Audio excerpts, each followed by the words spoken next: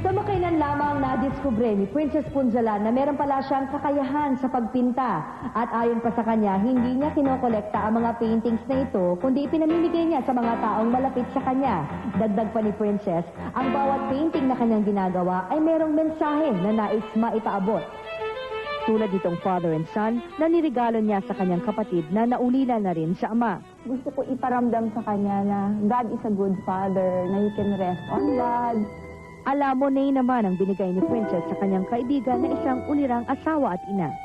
Ang message ko yung perfect love casts out fear. Na pag alam ng tao na mahal mo siya, hindi siya matatakot sa'yo, hindi siya matatakot na mag-reveal ng anything sa'yo. At para naman sa kanyang sarili, minsan, nagsa-start ako umaga. Maabot na ng madaling araw, hindi ko pa napapansin yung oras. Yung ganyan, parang ang sarap-sarap na yung utak mo, hindi yung pressure, na hindi ka naghahabol ng oras, hindi ka naghahabol ng deadline, hindi ka tensyonado na kailangan mo nang umalis kasi may meeting ka, yung ganyan. So parang feeling ko, nagbabakasyon ako habang nagpe-painting ako. Salamat, Oji. Samantala mga kaibigan, Princess Punzalan, ginagawang panakot.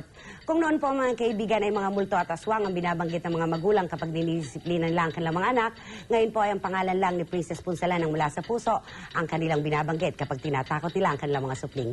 Princess, ginagawa ka raw panakot? Natatawa lang ako dahil na kahanay ko na yung mga multo ng panakot ng mga nanay at mga lola sa mga batang hindi sumusunod eh.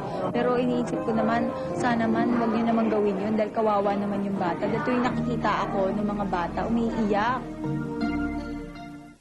Maraming salamat sa iyo, Princess. Iba naman kasi yung trabaho lang sa personal. Kilala ka namin mula ulo hanggang paa, kabaligtaran ang pinakikita mo sa telebisyon. Sa tinatamad ang mga tao na pumasok sa sinihan, ang paggastos ng malaki sa pelikula ay isa ng maituturing na sugal. Totoo yan, medyo malaking risk yun on the producer side and actor side.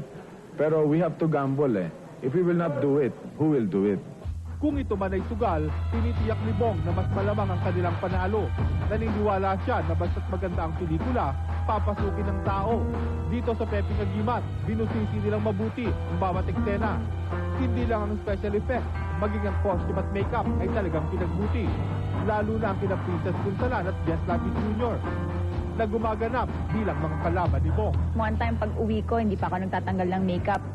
Kasi puro night effect kami dito. Pag uwi ko, madaling araw, may isang batang nakakita sa akin. As in talagang umiyak siya. Matakot. Kagigising-gising mo lang, makakita ka ng babaeng may pulang mata. Hindi ba nakakatakot? Yun nga lang, medyo matagal nga lang ang pagme-makeup. Lalong-lalo na itong contact lens. No? First time kong maglagay ng ganito. Tuwing ilalagay, lagi akong naiiyak eh. Ipinagmamalaki ng buong cast ang pinali ng pelikula. Marami itong malalaking eksena. Naroroon ang paglusot sa dingding ni Jess Lapid Jr. At siyempre, ang labanan ni Bong at si Princess. Kung ilang gabing kinunan yun sa isang abandonadong gusali sa loob ng Clark Air Base. Visually, sa pelikula magiging maganda kasi may mga special effects.